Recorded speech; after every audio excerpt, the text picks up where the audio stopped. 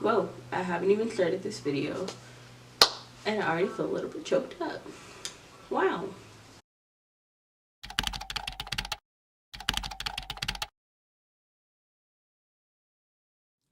Hey guys, welcome back to my channel. It's Chelsea.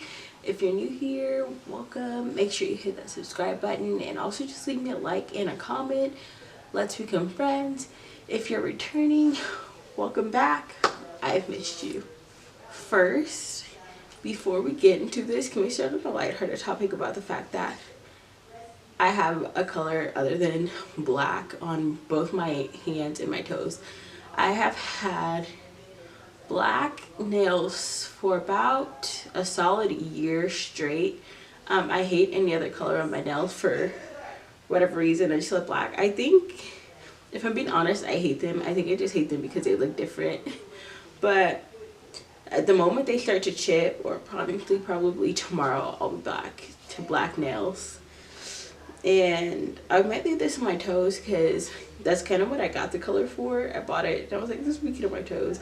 And I was bored, then I painted my nails. Anyway, so with everything going around about the coronavirus and all of the fear that comes attached to that, whether you believe that it's an actual thing or you feel like it's something the government made, feel like it's a scheme. There's so many conspiracy theories and so many ideas, and regardless of what they are, I feel like something that we could probably all agree on is that it teaches you the value of life while you still have it, or at least, you know, for me, I can't speak for everyone. And it kind of brought me back to wanting to talk to you guys about something very, I don't want to say serious, but something that's really important to me. Also, my family is doing like a Skype meeting thing downstairs, so if that's what you hear, sorry.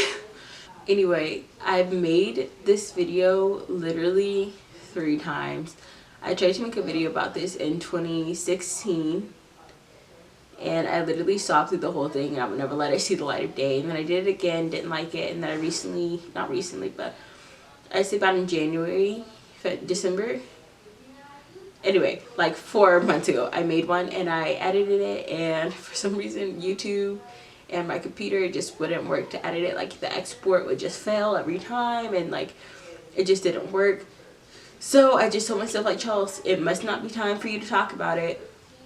So hopefully now it will work. So yeah, I'm kind of scared. I don't really know why I'm scared.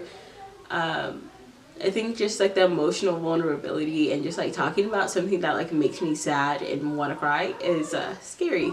So yeah. So as you can probably tell by the title of this video, I'm going to be talking about my dad. My dad passed away in February of 2016, and that was a very, very, very rough time in my life. I was going to college in Oregon. If you guys didn't see the very first video I posted, I attended the University of Oregon. And he got sick while I was up there. So essentially, I say sick, he had a stroke, and ultimately, you know, by the time of this video, you know what happened. So that stroke kind of just led to a series of other things that happened that eventually, you know, ended with him not being here. Sorry if I sound very vague. I feel like it's the only way that I can like keep my composure talking about it. And something I kind of want to like just talk about, like how I dealt with it, and like being I don't want to say prepared because it was very caught off guard. So it's actually crazy. I'm going to take you guys to January 18th of 2016. Which back then it was just a regular day, but looking at it now, it was like a day that I'll never forget. Whew. I'm getting emotional on y'all. So on January 18th, I was just at school, and I remember I had not feeling well like at all, and I just wasn't sure. And I remember I couldn't speak, and like my speech was getting slurred, and like the left side of my face just was like almost like melting, and it was just becoming like disabled, and I couldn't use it. And I was like, oh my god, like I'm in school for medicine. I could recognize the symptoms of a stroke. Like something is wrong. I'm having a stroke, and I don't know why, like where this came from, how it's happening, whatever. So I go to my homegirl Bree, and I'm like, hey, I need a favor. Like, can you drive me to the hospital? Like, I'm not feeling well. And I remember I Snapchatted a picture of my sister. My face was like drooped, and I was like, oh, this isn't okay. And I remember I went to the hospital, and I was like, I think that I'm having a stroke, but like I'm not 100% sure. And they like ran all of these tests, and they were like we can see the effects, but like these tests are like there's nothing, like we don't know like why this is happening to you or where it's coming from, because like there's no effect of it actually in your body. Like you're just having like this display of like, I don't know how to describe it, like display of like symptoms like outwardly, but inward there was literally nothing. And I remember I called my mom from the hospital. She's like, she was out at dinner with my family, my dad and my siblings and some family friends or whatever, and I was just like talking about it to her. And then eventually, like some hours later, you know, they sent me with some medicine just to help with leftover pain that I was having and sickness. And we were like, wow, like it's so odd. And like we couldn't figure it out. My friends were like, well, maybe it was something that you ate or something that we did, like, you know, the night before, because we'd all hang out. And I was like, no, like that doesn't make sense, because like I didn't do anything out of the norm that would like cause for this to happen. Fast forward 2 weeks and like some change, like a couple days, my sister texted me, we were talking, she's like, oh, by the way, did you know dad had a stroke? And I was like, no, like what the heck? And I texted my mom, she's like, oh yeah, like he did, but he's getting better now, like he should be fine. And I'm like, oh my gosh, well, like I was so irritated that I didn't find out. Topic for a completely different story. Anyway, and so we're like, okay. And then he ended up having a second stroke, and this is kind of like where everything went downhill. And then, you know, he got sick, and then he passed away. I feel like this is so vague. I'm so sorry. Anyway, I remember I came home, and I was talking to my mom, and I was saying, she's like, this was after he passed away, and she was like talking about it. She's like, yeah, it's crazy because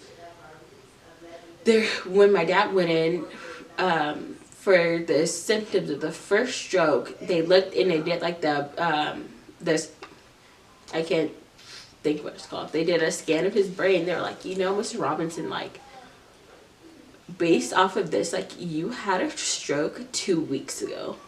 And they were like, what? And they're like, yeah, like, no, you had a stroke 2 weeks ago, and you're just now feeling the symptoms of it. And they're like, which is crazy, because usually the type of stroke that you had kills people instantly. Like, they don't even get to see the rest of the day, let alone to go 2 weeks without even realizing it. I was like, oh my gosh, like that's so crazy. And then I was like, wait a second. I was like, Mom, like what day did he have the stroke? And she told me, and we backtracked it exactly 14 days, was January 18th, the day that I had all of those stroke like symptoms, and we couldn't figure out why or like where they were coming from. It turns out it was the day that like my dad actually had a stroke, and they just never caught it until 2 weeks later. And when I tell you, I think I cried for a really long time in that car. Like, it was, I think, you know, you're like, oh my gosh, like, how did I not know? Like, how did I not, like, I don't know. You start thinking really unrealistic in situations like that. But that was a very hard moment. And so just dealing with what I want to talk about is just, like, the aftermath. I feel like this video is all over the place. I feel like I'm gonna have to refilm it and not even gonna upload this. Whew. And I wanted to just talk about like the aftermath and like what that looks like. And so first things first, I just want to talk about like what I used to cope and like how I kind of got over the situation. And I think I